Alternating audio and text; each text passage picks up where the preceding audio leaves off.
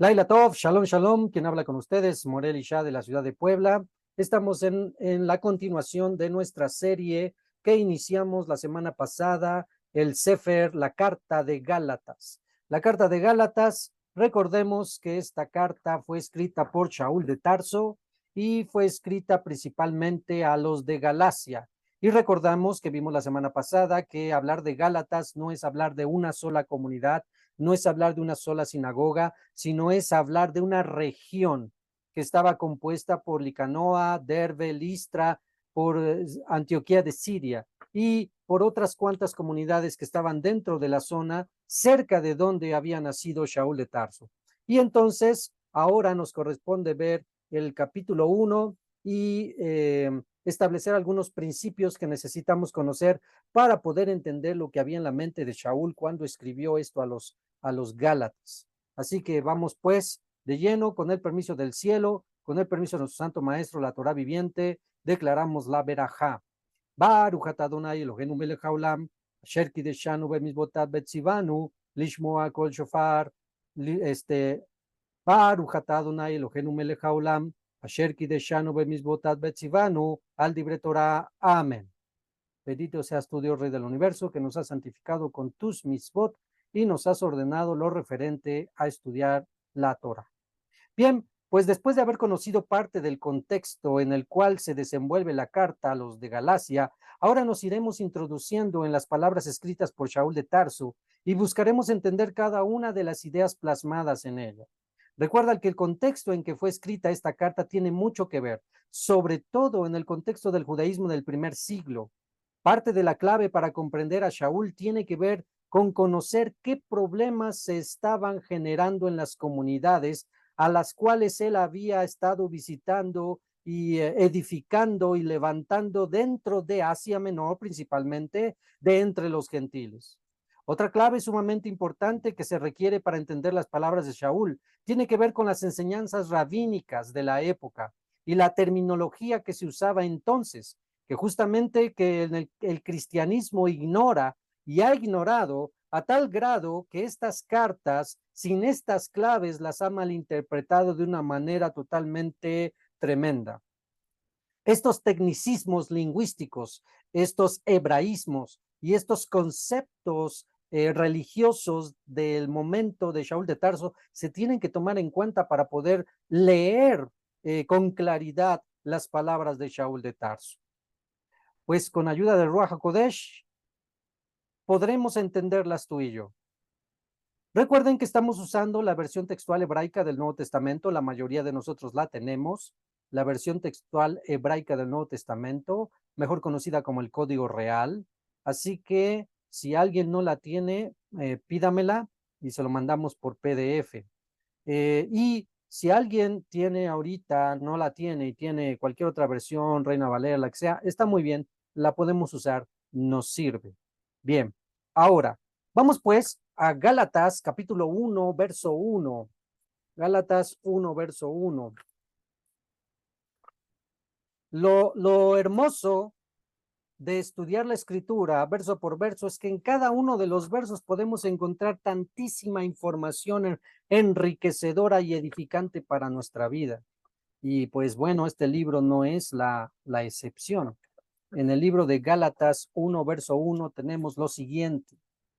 Gálatas 1, verso 1. Vamos a ponerlo rápidamente en nuestro...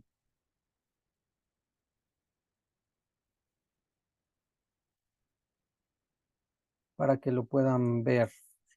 Y pues dice Gálatas 1, verso 1.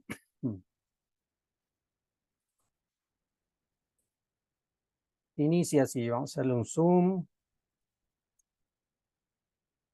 Gálatas 1, verso 1 dice, Pablo, recuerden que Pablo es la traducción al castellano y que comúnmente Shaul de Tarso usaba mucho su nombre griego, de origen griego, que era Paulus, del cual se va a traducir después Pablo.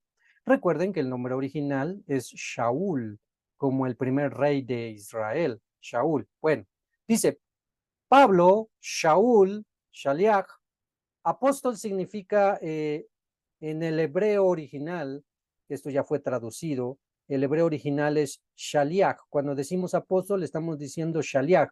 ¿Y qué significa un shaliach o qué significa la palabra shaliach? Significa mensajero, embajador, emisario, vocero, ¿sí? ¿Cuáles son los significados de shaliach o apóstol?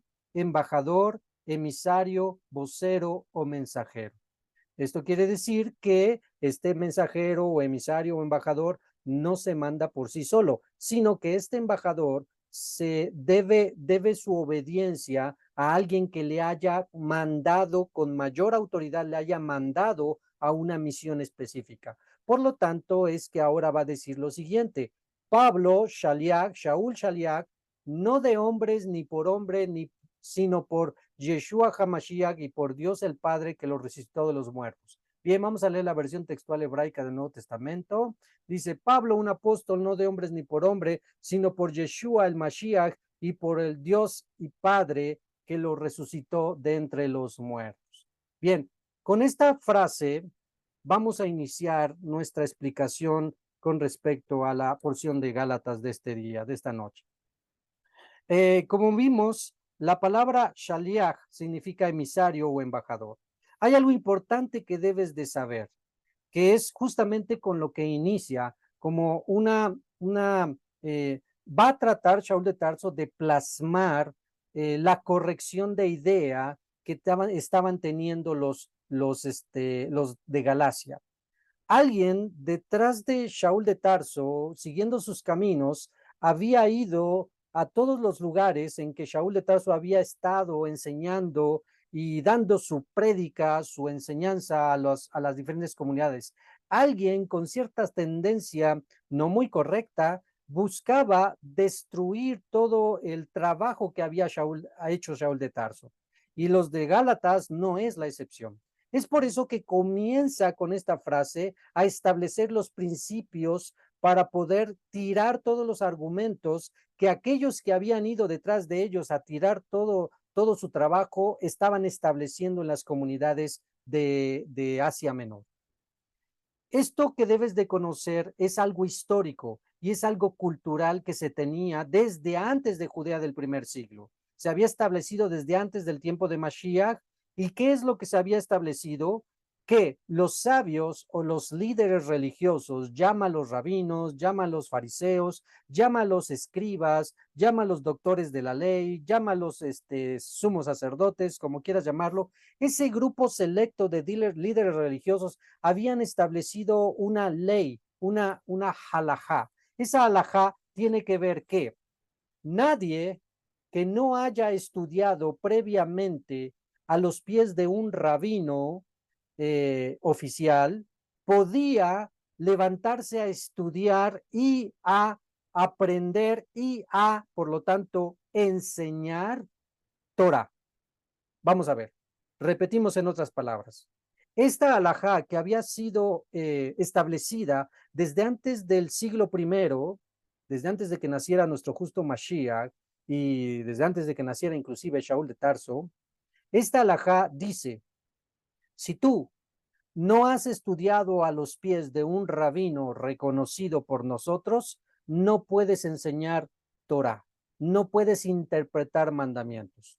Lo único que puedes hacer como simple discípulo, si no estás estudiando a los pies de un rabino reconocido por nosotros, es simplemente repetir lo que alguien más ya te ha enseñado.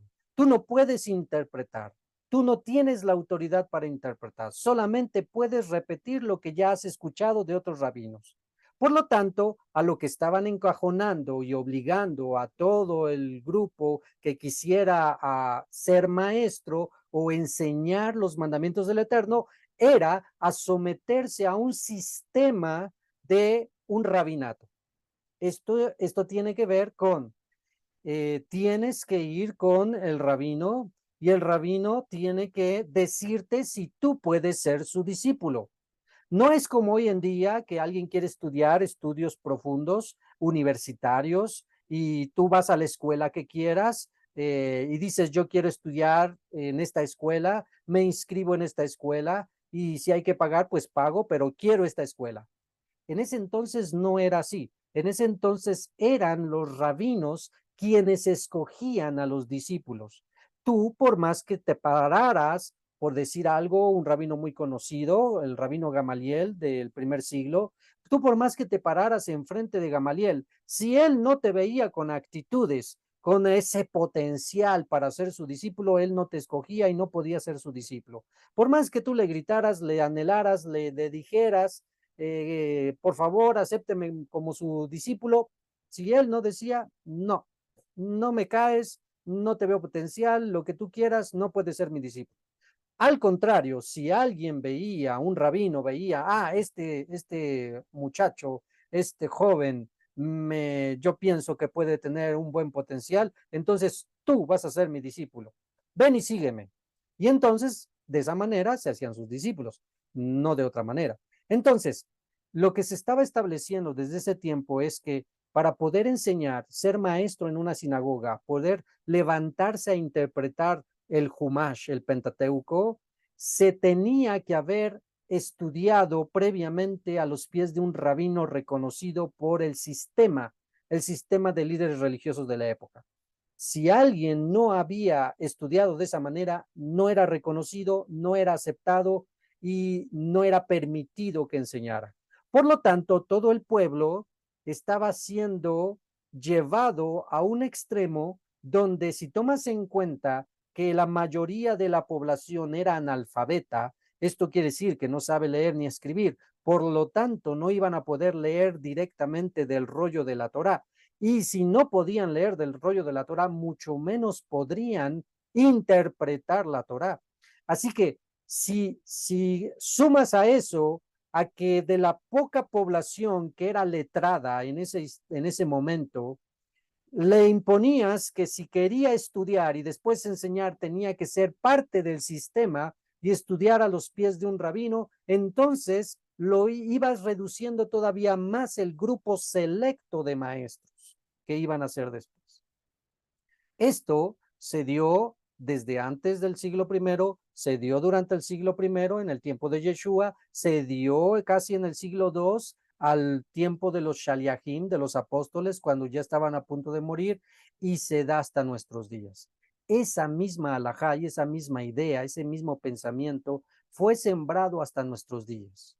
Todos nosotros los maestros, los que padecimos este tipo de sistema, sabemos lo difícil que es el que te digan, tú no puedes enseñar si no has estudiado a los pies de un rabino. Y si no tienes tu papelito que te corrobore y confirme que tú eres maestro, porque el rabino ya firmó ahí tu papelito, dándote la shmijá, y apréndase eso, la palabra shmijá, que quiere decir ordenación, es lo que nosotros entenderíamos como la autoridad para poder ejercer el magisterio. Así que tómalo muy en cuenta qué significa shmijá, la ordenación o la autoridad dada por un superior, rabino sobre todo, para poder ejercer el magisterio, para poder enseñar.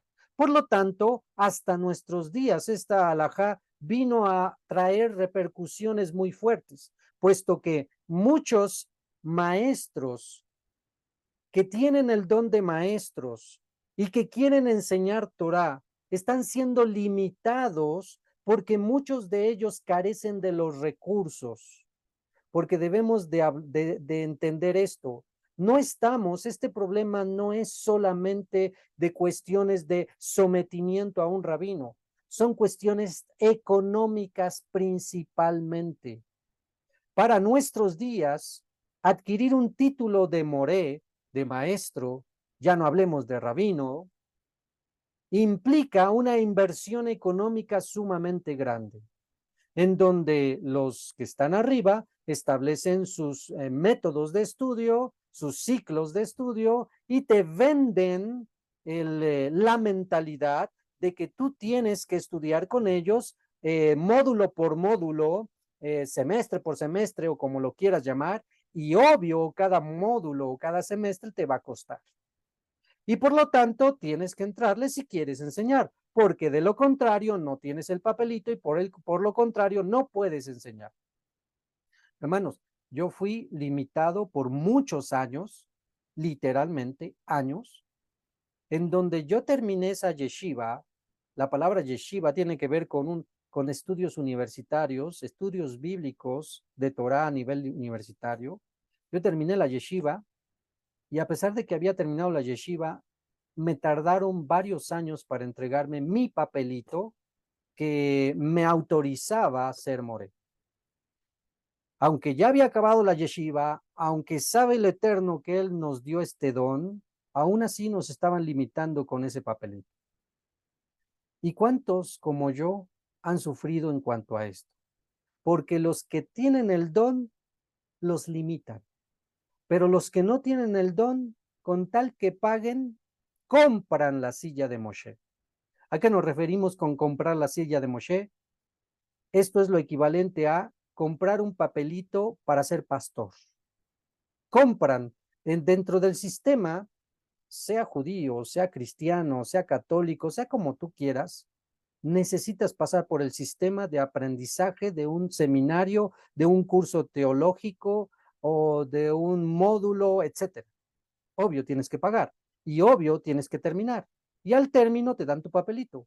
Tengas el don o no tengas el don para enseñar, no importa. Si tú pagaste y llegaste hasta el final, te dan tu papelito, ya eres pastor.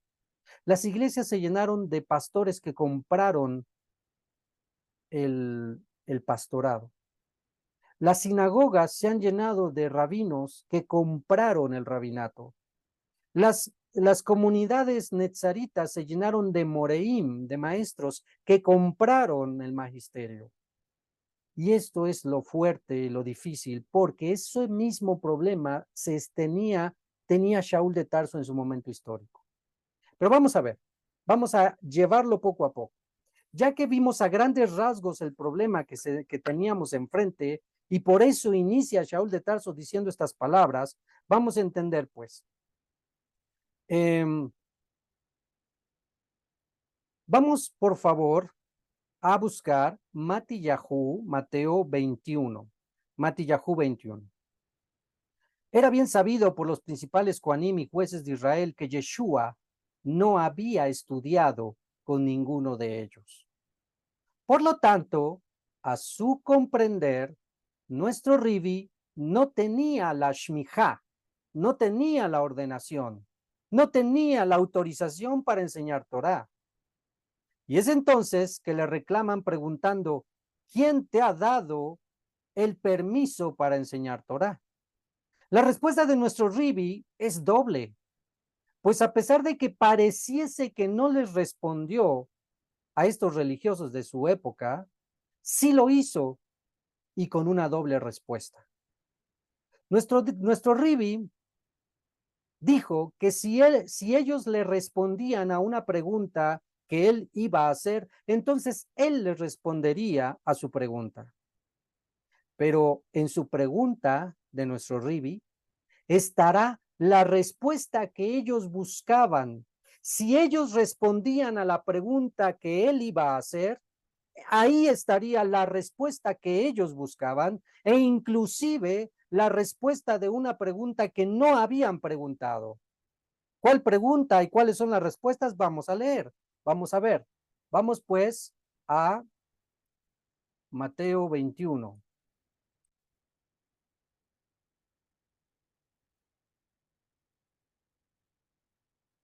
Mateo 21, vámonos al verso, al verso 23. El verso 23. Mateo 21, 23. Dice, y cuando Yeshua entró en el atrio del templo y explicaba la Torá, pues aquí viene el problema que va a originar todo el contexto que sigue, ¿ok? ¿Qué es lo que estaba haciendo Yeshua en el templo? Enseñando Torá. Entonces, si tú te pones en las sandalias de los escribas y fariseos, los doctores de la época, y tú ves a Yeshua que está enseñando Torah en el propio templo, tú te preguntas, ¿y quién le dio permiso? ¿Y de dónde sacó que podía enseñar? ¿Con qué rabino estudió? Bueno, seguimos. Se le acercaron los principales Kohanim y los jueces que habían elegido entre el pueblo diciendo, ¿con qué autoridad haces estas cosas? ¿Quién te ha dado esa autoridad? Te lo parafraseo y te lo digo en base a lo que estamos aprendiendo. Ellos preguntaron, ¿quién te dio la shmijá?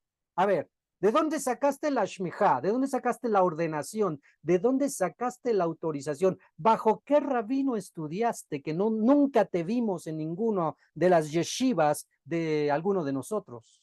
21-24. Y le respondió Yeshua y dijo, yo también os preguntaré de un asunto, y cuando me lo respondáis, os diré con qué autoridad hago estas cosas.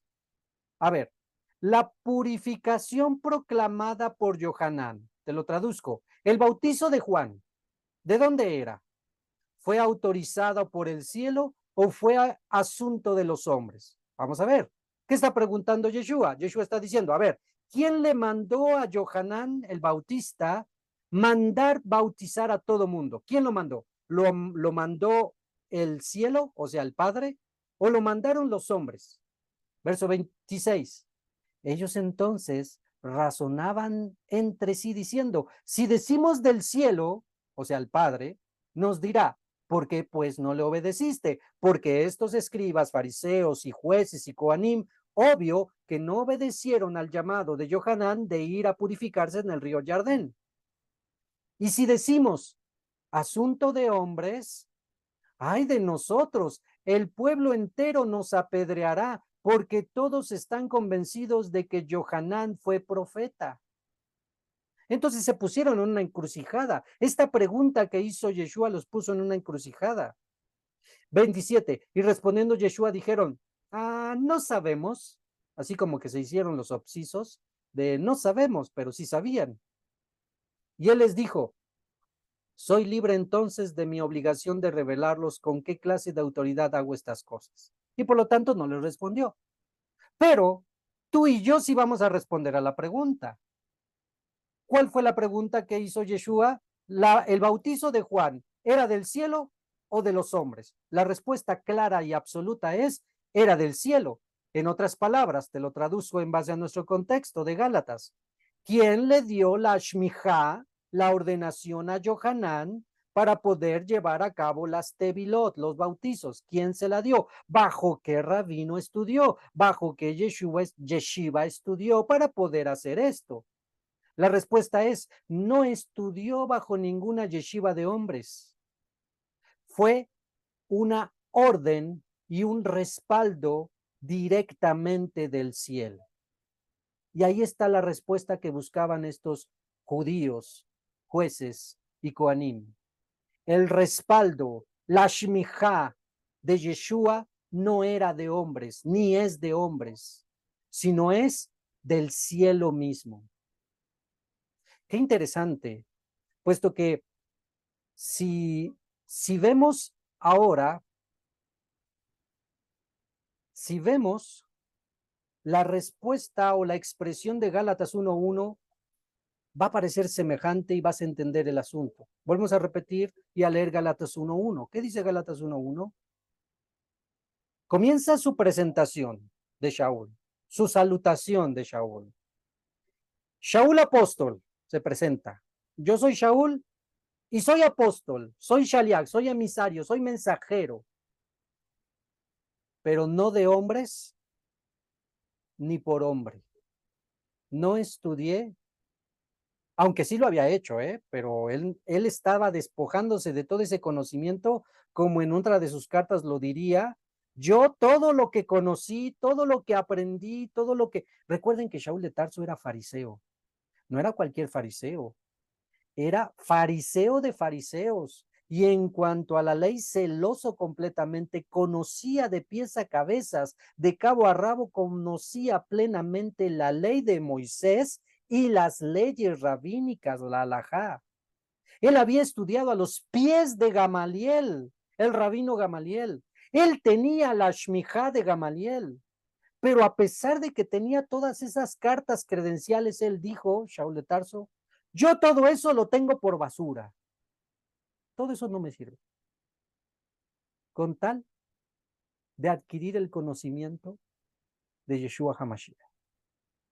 Y es ahí donde dice esta expresión. Yo soy shaliach, soy emisario, soy vocero, soy embajador, pero no porque haya estudiado a los pies de alguna yeshiva o a los pies de algún rabino de hombres, sino por, y dice aquí, sino por Yeshua el Mashiach y por Dios Padre, que lo resucitó a Yeshua de los muertos. Así que, ¿cuál es la shmijá con la cual inicia Shaul de Tarso a presentarse con los Gálatas? ¿Tú crees que los Gálatas no lo sabían? Los de Galacia sabían perfectamente que él era Shaliach, pero ¿por qué les tiene que recordar e iniciar con esto? Porque ya previamente algunos falsos hermanos con intenciones incorrectas habían estado visitando las comunidades de Listra, de Derbe, de Panfilia, de Iconio y de Antioquía de Siria para traer una transgiversación tratando de disminuir, quitar o menguar la autoridad de Shaul. En otras palabras, llegaban y decían, ¿vosotros quiénes sois? Decían estos judaizantes. Y ellos decían, pues nosotros somos pueblo de Dios porque somos griegos, pero ahora Shaliach Shaul nos ha enseñado que somos injertados en el olivo natural cuando éramos olivos silvestres y ahora somos parte del pueblo. Espérenme tantito. Para empezar, ese Pablo, ese Paulus, ni siquiera estudió a los pies de ningún rabino. Así que por lo tanto no tiene la autoridad. Estamos entendiendo lo que estaban buscando causar con toda la autoridad y enseñanza de Shaul. Hoy no es diferente. Hoy, a los maestros que realmente enseñan la Dabar del Eterno, como no se someten al sistema rabínico, inmediatamente los anulan, diciendo, no, ellos no estudiaron en ninguna parte, ellos no tienen ningún estudio, ellos ni podrían explicar la Torah. Y muchos que están enfrente de la Biná, ya no es púlpito, y ahora ya es la Biná, abriendo el rollo de Torah cada Shabbat y explicándola supuestamente, no tienen el don, pero sí compraron por medio de pagar sus módulos o su yeshiva, compraron el papelito de Moré o de Shaliach, etc. Y este es el problema que estaba teniendo Shaul de Tarso al inicio, y lo tenía que dejar en claro. Yo no vengo de parte del sistema, dice Shaul. Yo no soy Shaliach por unos rabinos o por hombres. Quien me está dando la shmijá, la ordenación y el respaldo, es mi Mashiach, es mi rabí, y es el padre que envió al rabí. Uno diría, como decimos, se dice coloquialmente en esta situación. A ver, ¿quién es más importante? ¿Un rabino terrenal o nuestro rabí Yeshua HaMashiach? Obvio, rey mata a peón, como se dice en algunos juegos de mesa. Por lo tanto, ¿qué es más importante? ¿Tener el respaldo de Mashiach y del cielo? ¿O tener el respaldo de un cartoncito que te diga pasaste por la yeshiva fulana de tal? Entendiendo que hay muchas cosas alrededor de este tema, una de las cuales Shaul de Tarso tendría que dejar bien en claro en una de las cartas a los Efesios y a los Corintios, donde diría, no os hagáis maestros muchos de vosotros, sabiendo que no es necesario someterse al sistema y que podemos tener la shmijá directamente de Mashiach, muchos se fueron por la libre. Bueno, si ya no tengo que estudiar yeshiva ni pasar tantos años a los pies de un rabino, pues ya soy maestro. Si van por la libre también, si van al otro extremo. Y entonces Shaul de Tarso tiene que decir, no os hagáis maestros muchos de vosotros sabiendo que tendréis mayor condenación. Y añade después a Timoteo, bueno es quien anhele obispado, o sea, quien anhele ejercer una autoridad y enseñanza dentro de la comunidad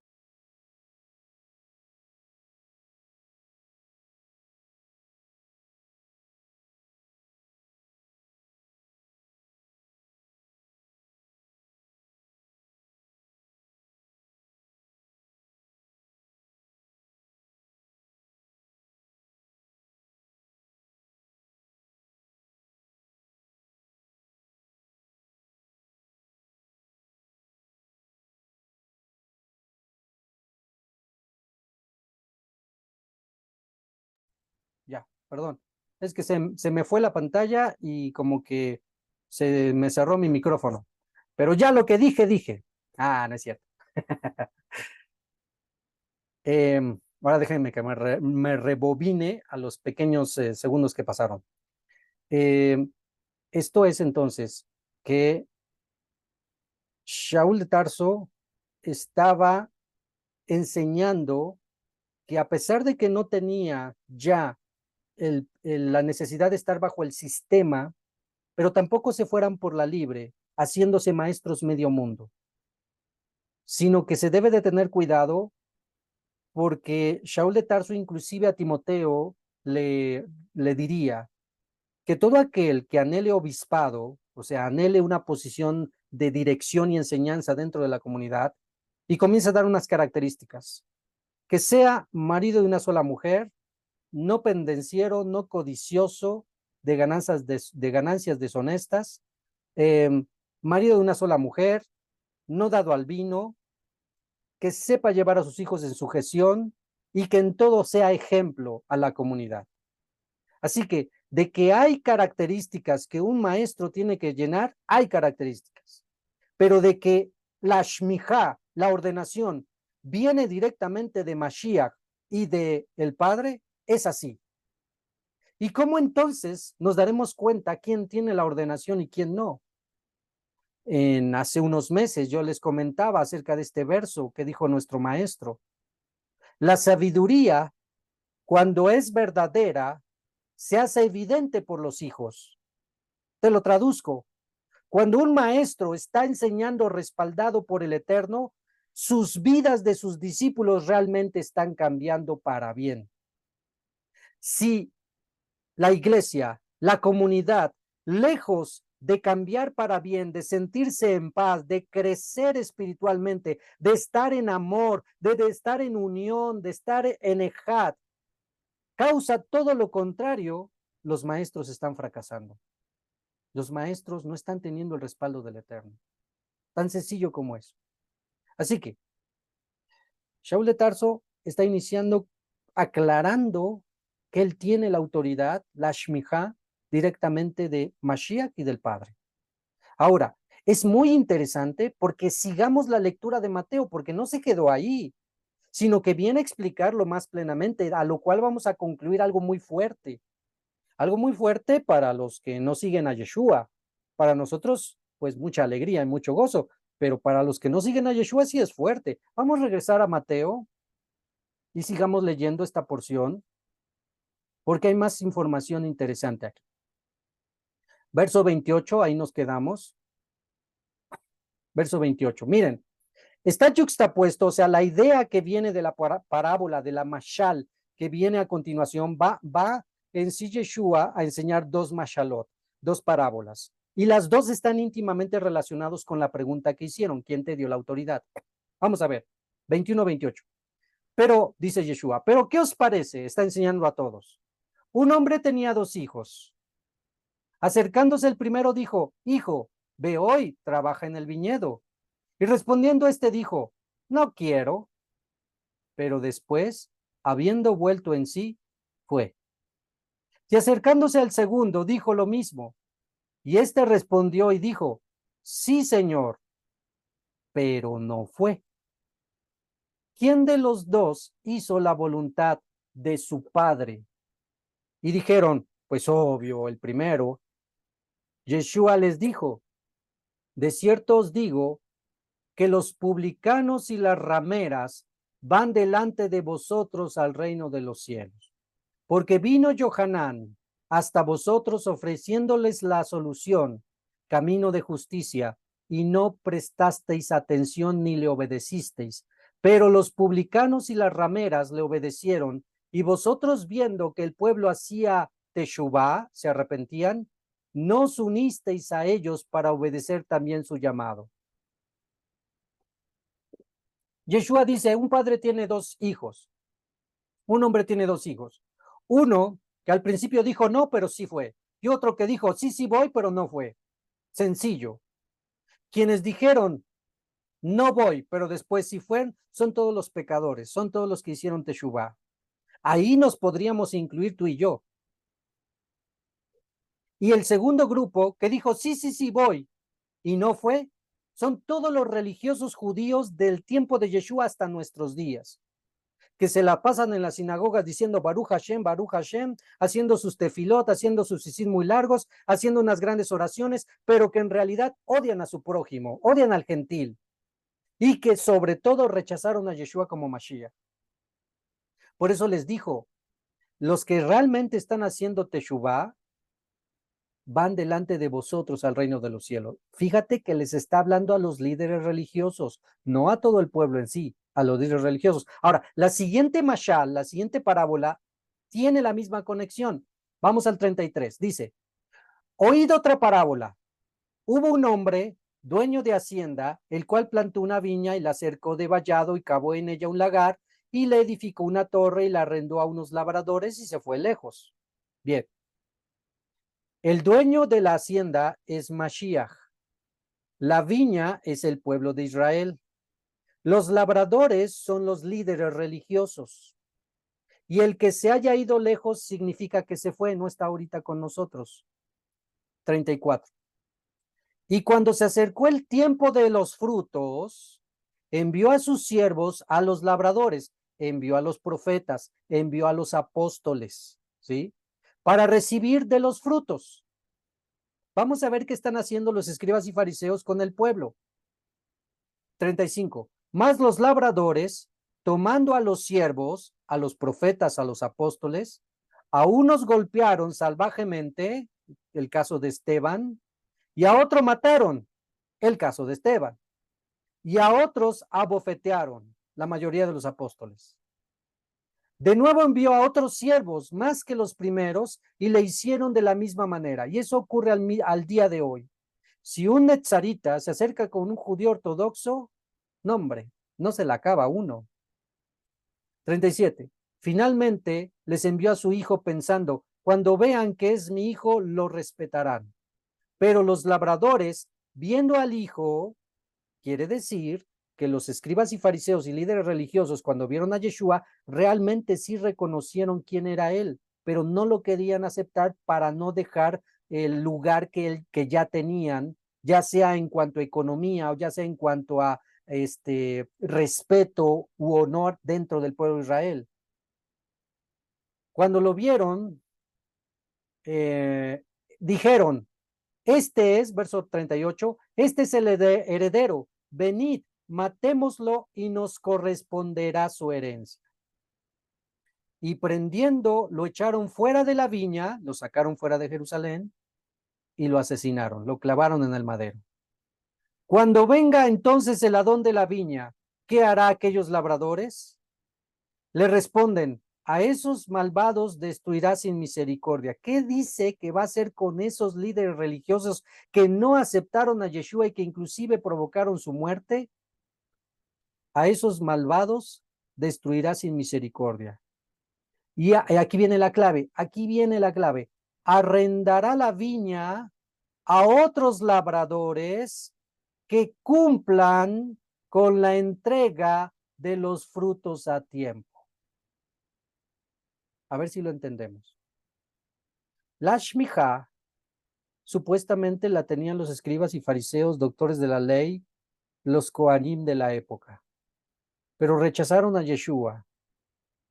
Y entonces el Padre ordena y decreta que ellos ya no merecen tener el liderazgo de enseñar al pueblo, sino que arrendará la viña a otros labradores, a otros maestros que sí entreguen frutos del pueblo de Israel.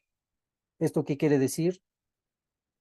El pueblo estaba sufriendo un punto de oscuridad en ese momento histórico, porque los escribas y fariseos, doctores de la ley, lejos de buscar el bienestar espiritual del pueblo y que hicieran teshuvá y anduvieran bien con el Eterno, solamente se llenaban sus bolsillos y les gustaban las salutaciones en las plazas y en las primeras sillas en las mesas, y que los llamaran rabí, rabí.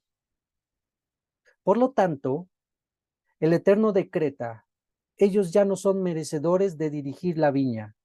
Ahora se los voy a dar a otros que sí den fruto. ¿Y quiénes son esos otros que sí van a dar frutos? ¿Acaso serán los gentiles ahora los que van a dar frutos? No, no te equivoques. No estamos hablando de eso. Recuerda, los apóstoles, todos judíos. Shaliach, Shaul de Tarso, judío.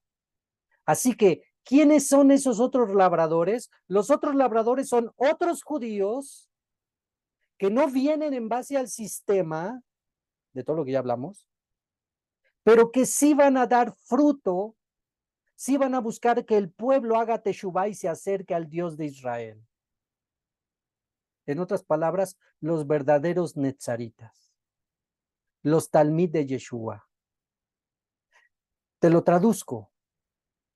¿Quién tiene la autoridad para enseñar las escrituras? El pueblo judío. Y del pueblo judío, los netzaritas. Porque ellos tienen la shmijá de Yeshua y del Padre.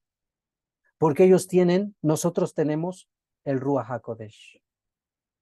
Nosotros deberíamos de estar enseñando a todo Israel la Torah de Hashem. ¿Pero qué hicimos? Nos perdimos en el cristianismo. Nos perdimos en nuestros laureles, como decimos comúnmente, y lejos de ponernos a estudiar y a leer y a aprender y a poder interpretar con luz y con argumentos bíblicos y demás, estamos hundidos en nuestros trabajos, hundidos en nuestros placeres, hundidos en nuestras propias cosas. Porque muchos varones, debiendo ya ser maestros, todavía quieren estar observando detrás, sentados. Y esto es fuerte, pero es una realidad. Punto número 1, la verdadera autoridad, shmijá, para enseñar la Torah, lo tienen los judíos, pero no cualquier judío, los netzaritas, porque tienen a Yeshua, el Goel de Israel, que tiene el respaldo de Hashem y que por lo tanto tiene el Ruach HaKodesh. Por muchos años, el hijo de Israel, que no se sintió hijo de Israel, como el hijo pródigo.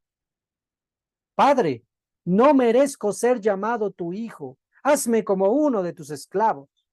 No se sentía hijo, aunque era hijo. Y al regresar a casa, se subyuga al hermano mayor y se somete a todas las alajot, a todas las mandamientos y yugos pesados que establecieron y que no tienen la shmijá de Yeshua ni del Padre. Y por querer ser aceptado, se metió y aprendió y empezó a realizar un sinfinidad de alajot que no le corresponderían y que contradecían a la Torá y que en algunos casos hasta anulaban a la propia Torá. Todo con tal de que el hermano mayor me acepte. No, no es el tiempo ya. El tiempo de recuperar la verdadera shmijá ha llegado. Y esa shmijá la tenemos los netzaritas. Lo tenemos que entender muy bien, lo tenemos que creer. Bendito sea el pueblo de Israel, porque aún con el pueblo ortodoxo guardó y preservó la Torá hasta nuestros días. Porque dio su vida en muchas matanzas, dio su vida para preservar la Torá. Baruch Hashem. Pero quien tiene la shmijá para interpretar correctamente la Torá son los netzaritas, los discípulos de Yeshua. Y es justamente lo que les está recordando Shaul de Tarso a los Gálatas. Gálatas, no te equivoques. No fueron esos judaizantes que vinieron detrás de mí a causarte problemas y confusión, metiéndote en tu mente que yo ni había estudiado con ellos y que por lo tanto no tengo el respaldo ni la cobertura de ellos. No, no te equivoques, Gálatas. Mi cobertura, mi shmijá, es Yeshua HaMashiach y el Padre. ¿Cómo lo podemos saber? Por lo que enseñaba. ¿Cómo lo podemos saber? por las vidas transformadas de sus talmidim. Así que el día de hoy tenemos que comprender lo que está diciendo aquí. Seguimos leyendo entonces y dice 41, 42. Yeshua les dice, vean qué hermoso, una vez más, esta palabra. Yeshua les dice, nunca leísteis, si se tienen que leer es porque está escrito, no es Torah oral, es Torah de Moshe. Nunca leísteis en la escritura, la piedra que desecharon los edificadores ha venido a ser la piedra angular. Esto es un asunto hecho por el Eterno y es maravilloso a nuestros ojos, o sea, es sorprendente. 43. Por tanto os digo que en la redención final y el establecimiento del Malhut Hashem os serán quitados y serán dados a otra generación que produzcan sus frutos. A ver, vamos a volver a leer el 43 y hay que entender bien. Está hablando Yeshua y les está hablando a los líderes, ¿ok? A los religiosos de su época, los rabinos de nuestros días, los rabinos ortodoxos de nuestros días. Vean, por tanto os digo que la redención final y el establecimiento del reino de Hashem, te lo traduzco, la prédica para que venga la Teshuvá y el reino de los cielos se acerque, os serán quitados. ¿A quién les está hablando? A los líderes, a los fariseos, a los doctores, a los Kohanim. Os serán quitados y serán dados a otra generación que producirán sus frutos. Aquí el problema que tenemos que analizar y detenernos tantito es la palabra generación. Aquí está mal traducida generación. Estamos leyendo la versión textual hebraica del Nuevo Testamento y como en otras ocasiones se les he dicho, no hay traducción perfecta. Todas son traducciones. Y ahí está el trabajo del maestro, escudriñar e investigar lo mejor que se pueda. Y en este caso, esta traducción está mal. No es correcta la palabra que tenemos aquí en generación. La palabra que tenemos detrás de generación, fíjense, si lo leemos en Reina Valera, los que tengan Reina Valera pueden leer lo siguiente. Verso 43. Por tanto os digo que el reino de Dios será quitado de vosotros, hasta ahí vamos bien, le está diciendo a los escribas y fariseos, la shmijá ya no es de ustedes, la despreciaron, no la quisieron, y será dado a gente que produzca los frutos de él. Ahora, uno diría, pero es Reina Valera, ¿cómo te atreves a usar Reina Valera? Bueno, está bien. Vámonos a el hebreo, al Mateo hebreo de Shem Tov. Mateo hebreo de Shem Tov, y se los voy a compartir para que lo veamos. Permítame, lo buscamos. Aquí está. ¿Lo estamos viendo? No, espérenme. Ahora sí, vamos a verlo. Aquí está. La parte de abajo. Ahí tenemos el Mateo hebreo de Shem Tov. En hebreo dice, Letzot, el 43, Letzot ani omer lakhem shektikara malkhut hashamain vealekhem wetitanten lagoi o sheperu. Esto significa, por eso yo les digo que será arrancado el reino del cielo de ustedes. Recuerden a quién les está hablando. Será quitado a estos y dado a una goi, nación que produzca fruto. La palabra goi se puede traducir como nación o gente, ¿sí? Es la palabra que se traduce como gentiles, nación o gente, pero en ningún lado se puede traducir generación. Así que la versión textual hebraica del Nuevo Testamento en este pasaje pareciese que nos está tratando de como que disminuir el problema en el cual se metieron los líderes religiosos. Como diciendo, sí, son ustedes líderes religiosos y a ustedes se les quita, pero a sus hijos se les va a volver a dar. Como diciendo, hoy los rabinos de hoy, que son su descendencia, van a tener esa shmijá. No, no es así.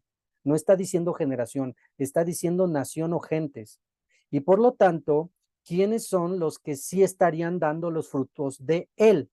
Los que están apegándose a los méritos de Yeshua HaMashiach y están enseñando la Torá, los mandamientos y los profetas y los dichos de nuestros maestros de justicia para que la gente haga teshuvá y vuelva al Eterno. ¿Quiénes son? Los netzaritas. No son los ortodoxos no están haciendo eso. Así que esto que estamos aprendiendo hoy es fuerte, pero es una realidad que ahí estaba, solo que había que irla desmenuzando poco a poco. Así que debemos de entender que ante nuestros hermanos judíos ortodoxos no somos menos. No somos los, ustedes que andan jugando. Apenas una persona me contactó vía WhatsApp, me pone, quiero informes. Ahí estoy yo. Pues fíjate que nosotros somos una comunidad netzarita, judío netzarita, que estudiamos, le hago todo.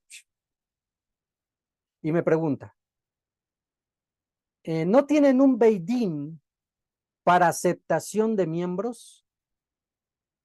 Y yo le respondo, no, nosotros no nos manejamos en base a un sistema rabínico. Nosotros somos judíos netzaritas. Y él me responde, bueno, continúa con tu farsa, me dice algo así. Continúa con tu farsa, como diciendo que nosotros somos impostores, somos falsos, somos como tipo mesiánicos, para que me entiendas. Esa es la mentalidad del judío ortodoxo. Piensa que nosotros, los verdaderos netzaritas, somos falsos, no tenemos autoridad y no tenemos respaldo, cuando es justamente totalmente lo contrario. Quienes ya no tienen la shmijá para enseñar la Torá son ellos. Acabamos de leerlo, lo dice bien claro nuestro maestro de justicia. La shmijá será quitada de vosotros y será dado a otros que sí produzcan el fruto. Si bien el pueblo de Israel, los judíos ortodoxos, preservaron la Torá, ha sido el pueblo cristiano quien ha difundido la Torá. Porque si fuera por los judíos, estarían encerrados en sus sinagogas y nadie conocería Torá en el mundo. Ha sido el pueblo cristiano quien ha difundido la ley de Moisés, la Biblia, y aún si lo quieres ver así, romanamente hablando, a Jesús, pero lo ha difundido en todo el mundo. No así el judío ortodoxo. Es hasta apenas que influido y empujado por todo este avivamiento del conocimiento de las raíces hebreas que los judíos ortodoxos se están abriendo, pero mañosamente se están abriendo para que cuando entren a sus sinagogas, ahorita me los adoctrino para que nieguen a Yeshua. Porque antes no aceptaban gentiles, no enseñaban a gentiles. Conoces las costumbres desde los tiempos de Kefa, no conviven con gentiles. Así que, ¿quiénes realmente sí están o deben de estar dando esos frutos? Los judíos netzaritas. Esto es una verdad que encontramos en nuestra porción del día de hoy. La shmijá para nosotros los netzaritas viene no por las escuelas rabínicas de hoy, no por la yeshiva o yeshivot de hoy. No hay rabino que no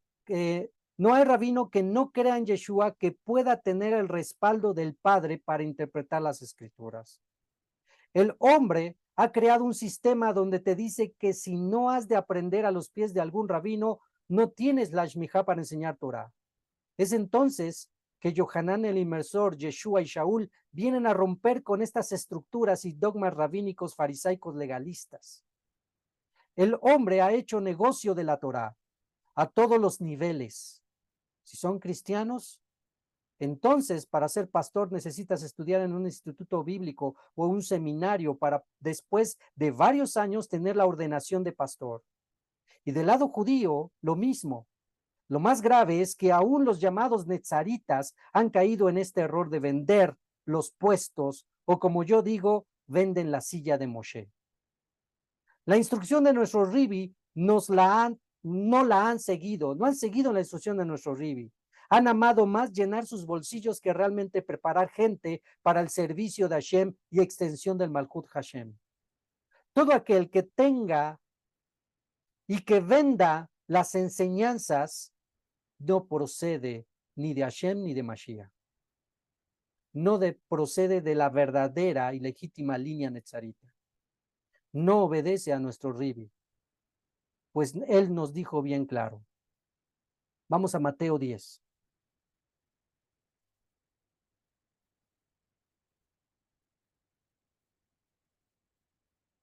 Mateo capítulo 10.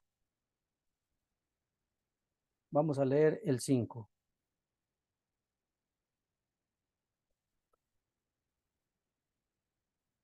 Mateo 10:5. A estos 12 envió Yeshua. Fíjate. ¿A cuántos envió Yeshua? A 12. La respuesta de la pregunta de ¿por qué 12? La respuesta es fácil. A, por las 12 tribus de Israel, ¿cierto? Cierto. Pero aquí viene lo profundo. Esas 12 tribus de Israel, ¿dónde se encuentran? En la diáspora. Por lo tanto, estamos hablando de discípulos de Yeshua que son parte del pueblo de Israel y que son sus discípulos y que han recibido esta instrucción. A estos 12 envió Yeshua con las siguientes instrucciones. Por camino de gentiles no vayáis, ni en ciudades de los samaritanos entréis. Antes bien, id en busca de las ovejas perdidas de la casa de Israel. ¿Cuál es tu misión y es mi misión? Encontrar a las ovejas perdidas de la casa de Israel. ¿Cómo? Y mientras las andáis buscando, ese mientras nos está hablando de tiempo durante las generaciones que estén. Y mientras las andéis buscando, anunciad, el reino de los cielos se ha acercado. A los que encontréis enfermos, y es aquí lo que decíamos con lo que los anuncios que dábamos al principio, tú como netzarita sí o sí te tienes que mover en el ambiente espiritual. Sí o sí tienes que conocer la vida sobrenatural. Si no lo estás haciendo, perdón la expresión, te estás quedando muy corto. Iba a decir otra palabra, pero bueno, te estás quedando muy corto en ser discípulo de Mashiach. Ve lo que nos ordenó nuestro maestro. Y mientras las andáis buscando, anunciad el Malhut Hashamaín, esto significa enséñales Torah, enséñale los profetas, enséñale lo que yo enseñé, enséñale lo que enseñaron los apóstoles, ¿ok? El reino de los cielos se ha acercado. ¿Qué más hay que hacer aparte de la enseñanza? A los que encontréis enfermos, ¿qué? Sanadlos. A muertos, resucitarlos. Y a los leprosos, limpiadlos. Eso a mí me dice vida sobrenatural, lo espiritual. Y a los demonios, ¿qué? Echarlos fuera. Si tú nunca has echado fuera un demonio, hombre, nos hemos quedado bien cortos. ¿Qué cuentas vas a dar? Ahí viene nuestro Adón. Lo estamos viendo en el mundo. Ahí viene nuestro Adón. ¿Qué cuentas vas a dar? A los demonios echarlos fuera. Ahora, aquí viene lo interesante a lo que quería llegar. Esta shmijá, esta autoridad de enseñar y vivir lo sobrenatural, esta autoridad la recibí sin haber pagado por ello. Por tanto, ejercedla, enseña, echa fuera demonios, sana, muévete en el ambiente espiritual sin pedir dinero a cambio. ¿Por qué? Los netzaritas de hoy, muchos, no todos, han caído en el juego farisaico. ¿Quieres aprender conmigo? Te cuesta la clase. ¿Quieres llevar un módulo especial conmigo? Masterclass. ¿Quieres estudiar la clase conmigo? Te cuesta tantos dólares. Te cuesta tanto dinero. Y aún los shaliach, llamados shaliach, te venden sus clases. ¿Y quieres que te pase el link de la clase? ¿Ya depositaste el costo de la clase? No estamos hablando del maser, que es otra cosa diferente. Estamos hablando de un costo extra aparte del maser. El maser les debería de bastar a todos los maestros, Roshim o Shaliachim, o como les quieras llamar, les debería de bastar el maser, porque para eso es, para cuidar sus vidas, para que se puedan dedicar a la Torah. Pero si aparte del maser todavía andan vendiendo las clases,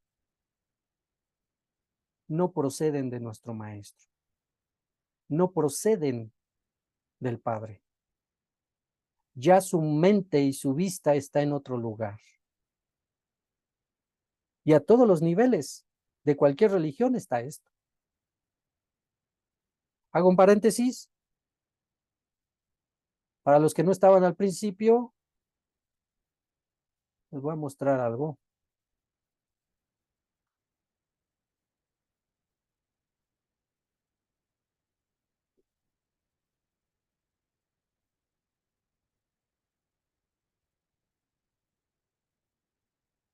Para los que no estaban al principio.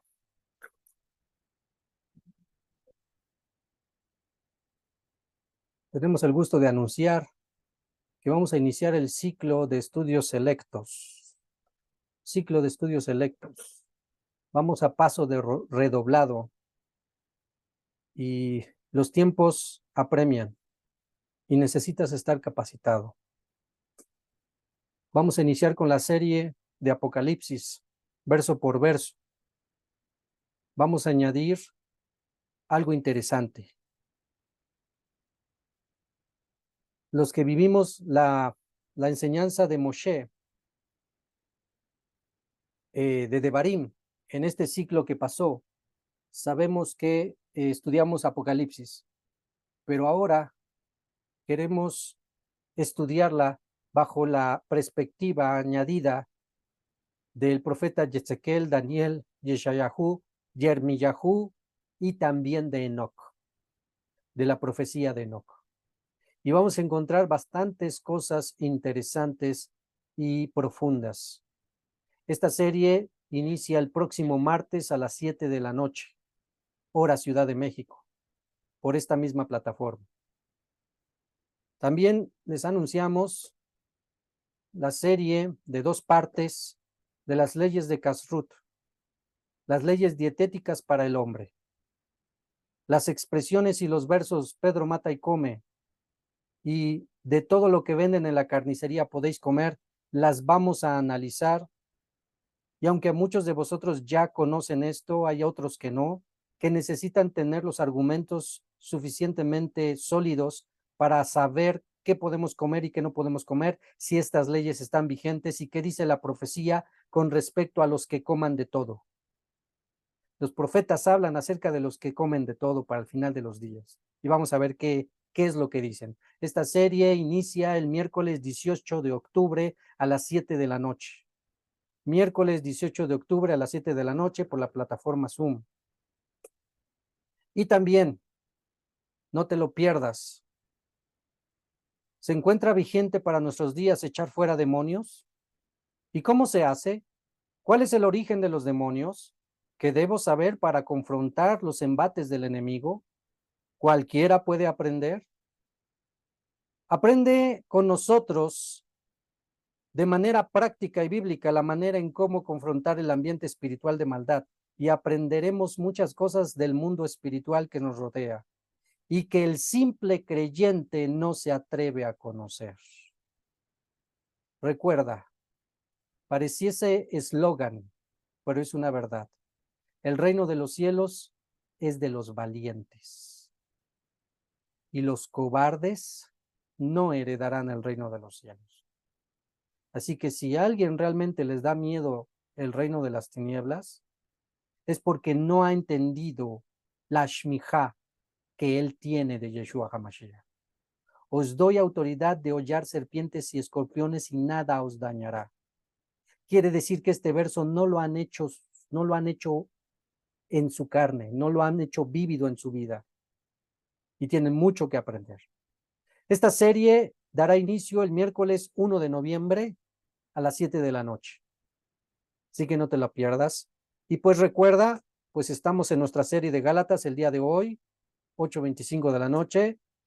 Cada Shabbat estamos estudiando la parashá correspondiente de cada uno de los libros de la Torá en el ciclo anual del estudio de la Torá.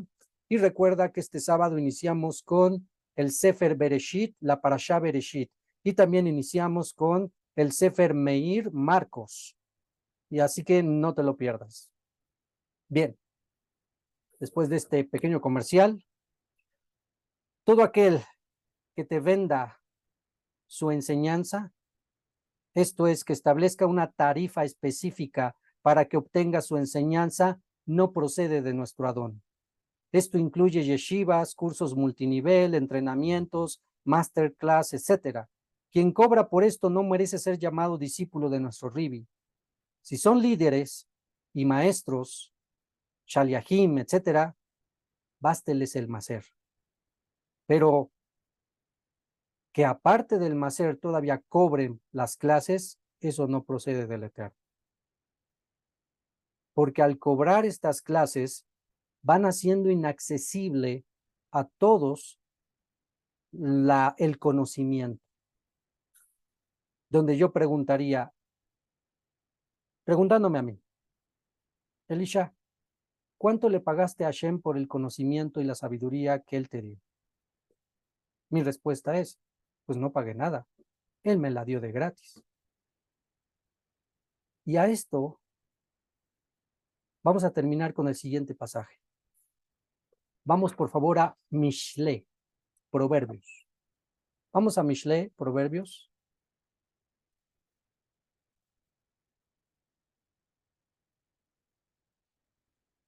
Proverbios capítulo 23.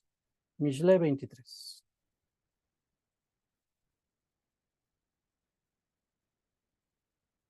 Ya lo tenemos, Mishle 23, no se preocupen, aquí está la pantalla. Vamos a leer el 23. Dice, léalo conmigo. Compra la verdad y nunca la vendas. Y sabiduría, disciplina y entendimiento. Volvemos a leer. Compra la verdad y nunca la vendas. Y sabiduría y disciplina y entendimiento. Como que suena contradictorio, ¿cierto o no? Compra la verdad. Vamos a ver, poco a poco. ¿Qué es la verdad? ¿Qué es la verdad? Rápidamente. ¿Qué es la verdad? La verdad es la Torah. La verdad es Yeshua. La verdad es Hashem. ¿Cierto? Bien. Entonces, ¿qué hay que comprar? Hay que comprar las enseñanzas de la Torah. Hay que comprar lo referente al Mashiach y Hashem. Oh, Morén, ¿no acaba de decir que no hay que vender? Para allá vamos, para allá vamos. Compra la verdad, compra todo lo referente al reino de los cielos, adquirir sabiduría, adquirir la Torah, adquirir el conocimiento del Mesías, adquirir el conocimiento de Hashem. Cómpralo, pero no lo vendas. Parece contradictorio, pero no. El Eterno sabe perfectamente en cuál sistema estamos viviendo. Y el sistema en el cual estamos viviendo lo vende todo. Porque este sistema en el cual vivimos de esta generación, todo se mueve en base al dinero.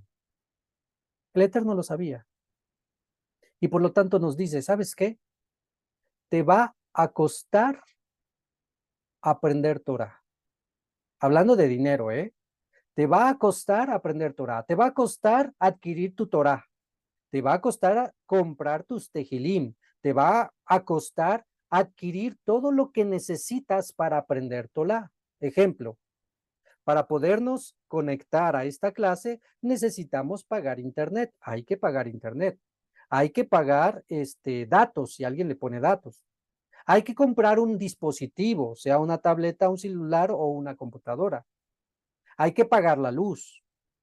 Hay que comprar los libros de la Torá.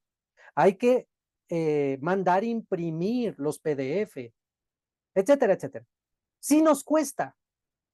O sea, aprender Torah sí nos cuesta. Y cuando ya la estás aprendiendo, ya que tienes esa Torah y a ti te costó, uy, si les comentara, hermanos, cuando yo inicié en las raíces hebreas, yo visitaba mucho las librerías cristianas, sobre todo por la música. En el tiempo de los cassettes, a los que recuerdan los cassettes, yo tenía todos los cassettes del artista del momento. Yo los tenía todos. Cada semana iba para ver cuál nuevo salía. Y en uno de esos días, cuando yo ya estaba iniciando con esto de las raíces hebreas, ya estaba con conocimiento de la sinagoga en la cual se aprendió lo que aprendimos con respecto al Shabbat y todo eso, un día fui y me maravillé y me sorprendí. Vi en la vitrina la Torá de Rashi, la Torá de Rashi. Quien lo conozca sabe a qué me refiero.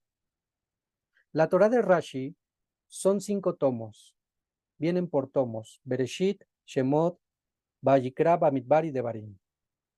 Y ahí estaba enfrente de mí Bereshit. Cuando vi ahí las letras hebreas, vi la escritura que decía la Torá de Rashi, me maravillé, me sorprendí y dije, la quiero. Señor vendedor, ¿cuánto cuesta eso? Y muéstrame. Me lo mostró, lo abrí, las letras hebreas por primera vez, la traducción, los comentarios, yo la quiero. En ese entonces me costó 350. Estamos hablando del año 2000, como 2006 aproximadamente, en el 2006. 350. ¿Va a tener las otras? Pregunté. Sí, sí, si las quieres te las traigo. Sí, sí, sí las quiero. Y cada semana, fui comprando hasta tener los 5 tomos. ¿Sabes qué hice? Todas las noches, porque en ese entonces estaban chicos, bebés, tenía 2 bebés. Ya saben, los bebés, no te dejan estudiar ni nada. Cuando ya se dormía y todo estaba en silencio, abría la Torá, me acuerdo, Bereshit, y abría Reina Valera. Leía un verso aquí y leía el otro verso acá. Iba comparando. Así me leí todo el Pentateuco. Lo mismo hizo con el Código Real. Cuando por fin tuve el Código Real, la versión textual hebraica del Nuevo Testamento, que me costó, abrí el Código Real, le empezaba con Marcos, Meir aquí en Código Real y Reina Valera. Iba leyendo uno, iba leyendo el otro, y para comparar. Hoy en día, esa Torah con Rashi está en 800 pesos.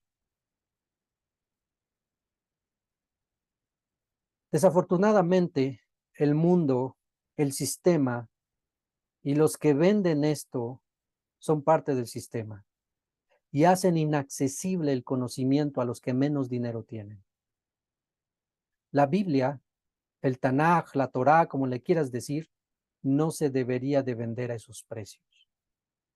Si quieres, mi idea es de que se deberían de vender al precio del costo del material. Porque todos esos autores que venden sus Biblias, sus Torot, a más de 800, 900, 1500, mi pregunta es, ¿y ellos cuánto le pagaron al Eterno por su palabra? ¿Le pagan regalías al Eterno por su palabra? La respuesta obvia es que no. Es ahí donde debemos de entender que compra la verdad y no la vendas. A ti te va a costar invertir en el reino de los cielos para tu educación. Y cuando ya tengas esa educación y estés aprendiendo, cuando tú la transmitas, no la vendas. No seas parte del sistema. Vive el Eterno en cuya presencia estoy, que ese ha sido mi proceder.